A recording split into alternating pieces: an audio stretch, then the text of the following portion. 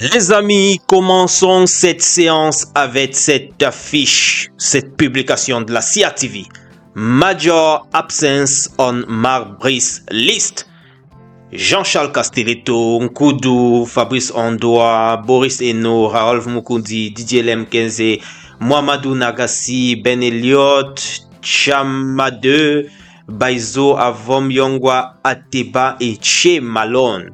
Voilà tous ceux que la CRTV trouve absents, du moins, qui pensent qu'ils auraient pu être sur la liste, mais qui n'ont pas été convoqués. Pour ma part, c'est plutôt le cas de Fabrice Ondoa qui continue de m'inquiéter. Je ne comprends toujours pas ça.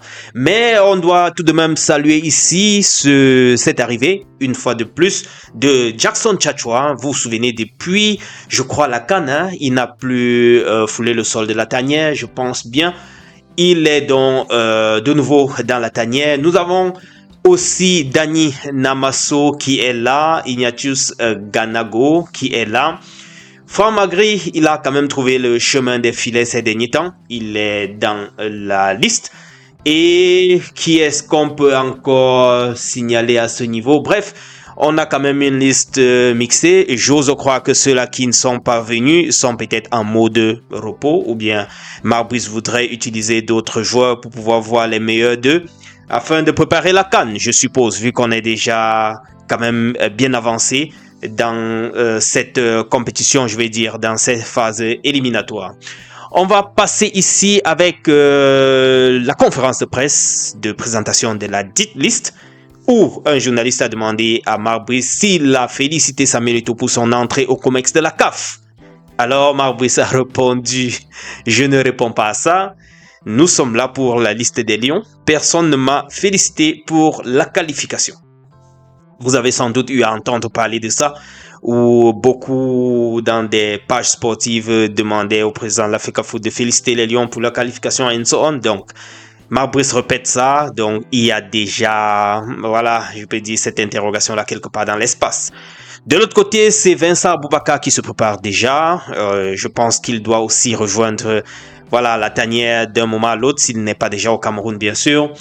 Et on va maintenant terminer avec ces mots de Patrice Motsepe, qui dit qu'il faudrait qu'on soutienne maintenant Samuel Eto'o et que tout ce qui s'est passé là, c'est désormais dans le passé. Je vous lis ce qu'il a eu à dire, la déclaration qu'il a eu à nous servir.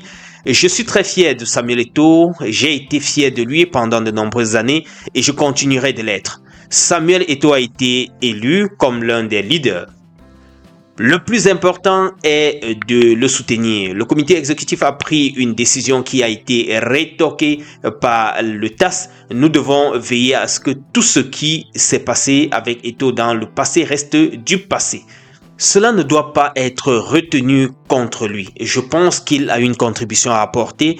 Le football camerounais sous la direction d'Eto'o renouera avec ses jours de gloire. Ça, c'est la déclaration du président de la CAF. Donc, après l'élection de Samuel Eto'o à la tête au comité exécutif de la CAF. Je le vois déjà à la tête, hein, les gars, excusez-moi.